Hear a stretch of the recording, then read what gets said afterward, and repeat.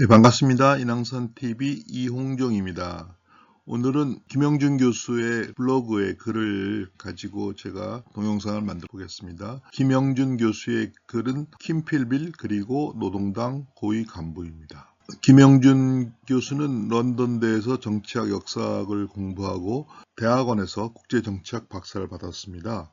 그래서 정치를 인문학적 관점에서 접근하는 블로그에 글들을 많이 올리고 있습니다. 국가정보대학원 교수를 했고 한국국제정치학회 이사를 했고 현재 한국통합전략연구원 연구부원장으로 있습니다. 저서에 이제 동굴 밖으로 나온 남자, 그리고 상상을 초월하는 나라 영국 그런 것들이 있습니다. 곧 제가 그 김영준 교수랑을 불러서 트럼프 2기와 있어서의 미국과 유럽의 관계, 미국과 영국의 관계에 대해서 아마 세미나 발표를 시킬 예정입니다. 김영준 교수입니다. 젊게 보이는데 최근 사진일 겁니다. 이분이 외국 여행을 많이 다니시는데 저보다 한 5살 정도 어리시니까 1959년생 정도 되실 겁니다. 전후 영국 정보기관에서 실제로 중요한 사건들을 섬세한 시각으로 관찰한 후 긴장감 넘치는 작품으로 해석한 스파이 소설의 대부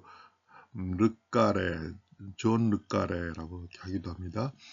킴 필빌은 신존 일문을 모델로 하여 영국 정보기관의 위기를 직시하며 단순히 스파이 스릴러를 넘어 인간의 복잡한 내면과 사회구조적 모순을 예리하게 포착한 문화적 성취를 이루어냈다. 존 르까레의 사진입니다. 킴 필빌의 사진입니다.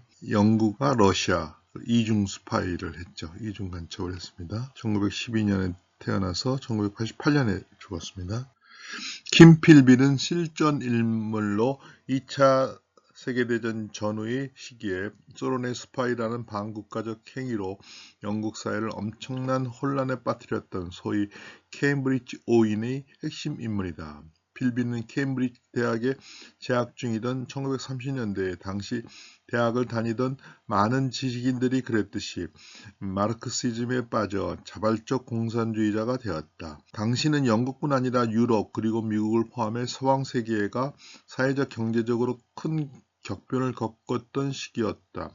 그런 가운데 세계대공황으로 인해 많은 지식인들이 서구 자본주의의 의문을 풀게 되었는데 필비도 그 중에 한 명이었다. 케임브리지 오인에 대해서 우표로 나오는 것 같아요.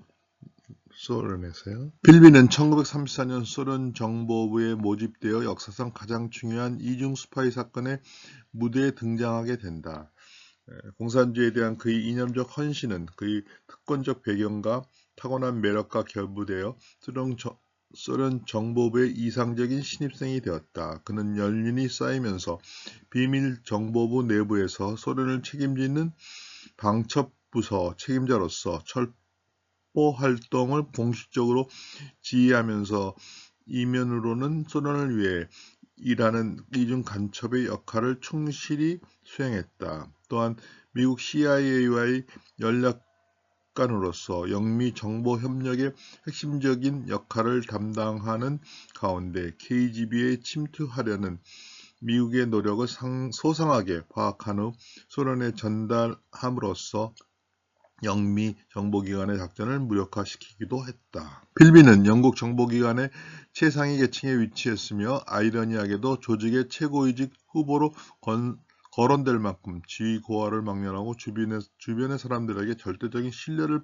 받는 위치에 있었다. 필비의 몰락은 1951년 오인방의 동료 가이 베저스와 도널드 맥클린이, 그러니까 오인방이라는 건 아까 말씀드린 케임브리지 오인입니다. 소련으로 이탈하면서 시작되었다. 그도 이중 간첩일지 모른다는 의심이 커졌음에도 불구하고 필비의 뛰어난 사회적 관계와 구체적인 증거 부족으로 인해 그는 몇 년 더 자신의 지위를 유지할 수 있었다. 필비는 1955년 당시 외무장관이던 해럴드 맥밀란에 의해 공개적으로 무죄가 입증되어 베이루트에서 다시 M16 소속의 저널리스트이자 첩보요원으로 경력을 재개했다. 그러나 1963년 소련 스파이로 발각된 후 베이루트에서 극적으로 모스크바로 망명했다. 망명한 후에는 KGB에 들어가 대령까지 진급하며 활동하였고 소련 정부로부터 한대와 명예를 받았지만 1988년 사망했다. 소련에서의 활동은 구체적으로 알려지지 않았다. 그는 케임브리지 5인 중 한 명으로 적국 소련에게는 가장 핵심적인 역할을 수행했지만 모국인 영국의 국익에는 치명적인 손실을 끼친 이중 스파이로 오늘날까지 평가받고 있다. 필비는 장기간에 걸친 체계적인 이중 스파이 활동과 높은 지위를 이용한 치명적인 정보 유출로 인해 서방 세계의 정보망에 심각한 타격을 입힌 배신 활동을 했다. 특히 소련과 대결하는 첩보 활동을 공식적으로 지휘하면서 이면에서는 조국을 배반하고 소련을 위해 일하는 이중 간첩의 역할을 충실히 수행했다. 그의 교묘한 줄타기 행태는 이중 간첩들에게서 나타나는 전형적인 모습이자 현상이다. 필비가 조국을 배신하고 은밀하게 적국을 위해 스파이 활동을 벌이고 있던 시기에 비밀정보부에 근무했던 르까레는 이런 필비를 혐오했다. 그러니까 작가죠. 실제로 그는 팅커, 테일러, 솔저, 스파이의 1991년판 후기에서 개인적으로 필비를 아주 싫어한다고 고백하기도 했다. 그 이후로는 개인적으로 필비가 이중 스파이로 소련 KGB의 영국 요원들의 신분을 노출시켰는데 그의 이름이 안에 들어있다는 이유로 인해 비밀정보부 요원으로서의 자신의 경력이 끝났기 때문이다. 우리나라에서도 국가정보원에서 관리하는 또는 우리나라 정부에서 관리하는 휴민트라고 그러죠. 휴먼 인텔리전트라고 그러나요? 인간 정보망을 노출시켜갖고 북한에 넘겼다. 그런 의심을 받는 사건도 있었고 그랬죠. 다른 한편으로는 필비에게서 나타나는 정통적인 영국 통치계급의 오만함과 편견, 책임감과 질서, 규범을 준수하는 데 익숙하면서도 은폐와 기만에 익숙한 성격 이런 뜻일까요? 사회에 대한 애증의 이중적 관계, 그로 인해 사회를 상대로 약탈을 가볍게 여기는 경향 등을 증거로 직접하기도 했다. 필비는 영국 상류층 출신으로 어려서부터 명문 사립학교인 웨스터민스터 칼리지와 케임브리지 대학에서 엘리트 교육을 받았고 인간적으로도 뛰어난 사교성과 매력적인 성격을 가진 인물이기도 했다. 필비는 사회와 가문으로부터 불려받은 혜택과 덕목을 오로지 이상적 사회주의를 꿈꾸는 허망한 목표를 위해 조국을 배반하는 데 활용했다. 이런 필비 의식을 르까레는 자신의 대표작 중 하나인 팅커, 테일러 솔저 스파이에서 필비를 모델로 한 주인공인 빌 헤이든의 입을 통해 나는 영국이 환상이라는 것을 깨달았다. 미국은 미래였고 소련은 운명이었다. 이 말이 재밌죠? 라고 고백하게 만들었다. 르까레는 필비의 진심을 정확하게 파악한 것이다. 필비의 이중간첩 활동은 단순히 첩보 스캔들을 넘어 영국 사회의 구조적 문제점을 드러낸 역사적 사건이었다. 이로 인해 영국 사회의 계급적 특권의 한계와 맹점이 여실히 드러났으며 제도적 허점과 신뢰 시스템의 취약성도 드러났다. 또한 냉전기 급변하는 국제 정세 속에서 영국의 위상이 추락하는 변화도 발생했다. 필비를 중심으로 한 케임브리지 5인의 반국가 활동은 영국의 현대사에서 이렇듯 중요한 교훈의 유산으로 남겼다. 우리나라에서 좌우의 대립, 진보 보수의 대립이 아니고 반국가 세력의 싸움이라고 얘기를 하는 거와 비슷한 얘기입니다. 필비는 전후 현실 속에서 전개된 민주주의 가치에 대한 긍정적 평가보다는 소련이 지향하는 사회주의 혁명이라는 그 시대의 슬로건에 집착했다. 참으로 이해하기 어려운 현상이지만 필비의 이런 인식은 이미 공산주의가 몰락하고 이념의 가치가 쇠퇴해버린 오늘날 우리 사회에서도 여전히 드러나는 현상이라는 점에서 주목하지 않을 수 없다.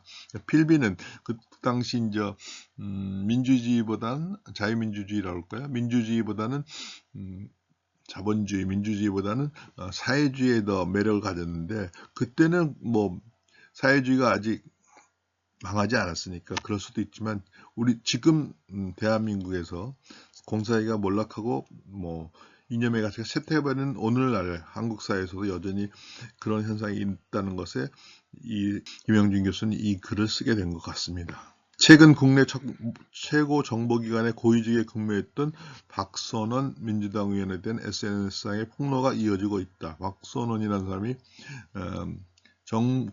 국가정보원에서 제일 중요한 자리 중에 하나가 여기 써있네요. 기조실장과 제1차장이었죠.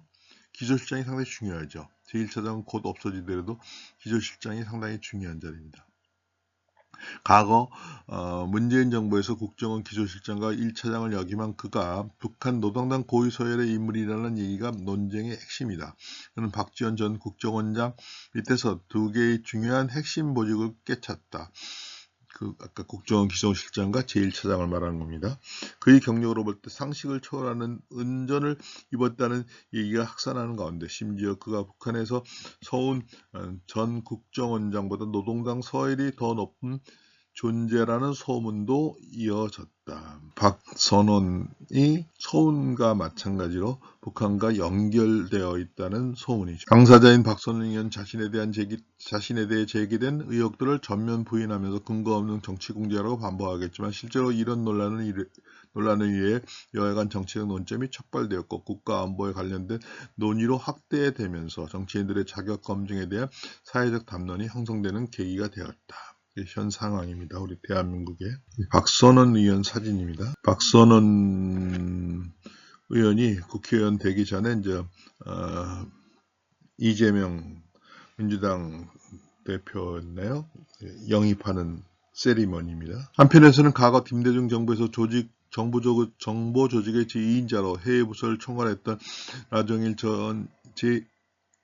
제1차장이 2024년 10월 언론 인터뷰를 통해 국정원 내부의 간첩 가능성에 대해 언급해서 논란의 중심에 서기도 했다. 이는 당시 여러 안보 현안이 대두되는 시점에서 이루어진 의미 있는 발언이었다. 그 발언이 나오게 된 시기적 배경으로 박선원 의원 관련 정보 유출 의혹 제기, 북한 관련 정보 관리에 대한 사회적 관심, 고조, 그리고 국가안보에 관련된 다양한 논란이 존재하던 무렵이었다. 이 논란은 전직 고위 정보 관료의 개인적 견해라는 점과 구체적 증거나 사례를 제시되지 않았던 점에서 정보기관의 안보에 대한 경각심을 촉구하고 정보 유출 방지에 대한 조직 내부의 제도적 보완책의 필요성을 지적한 것으로 마무리되었다. 그럼에도 불구하고 우리 사회의 이미 제한은 물론 노동계와 언론, 경찰과 법조계 그리고 학원 내부에까지 반국가 세력들이 포진해 암약하고 있다는 뉴스가 더 이상 새로운 사실이 아닌 이상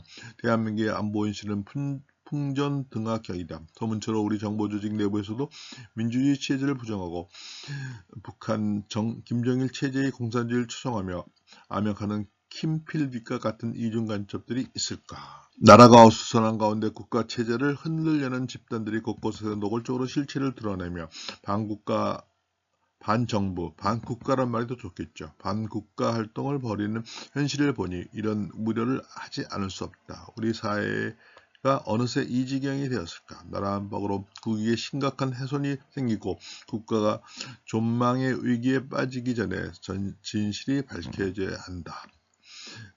김영준 교수는 마지막으로 지금 국가정보원은 과연 안녕한가? 제대로 돌아가고 있는가?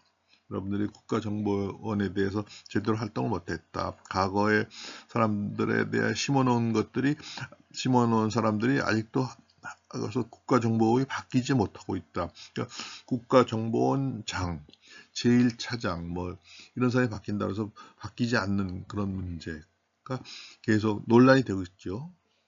그래서 국가정보원은 과연 안녕한가라는 말로 블로그 글을 마무리했습니다. 내곡동에 있는 국가정보원 건물 사진입니다. 감사합니다.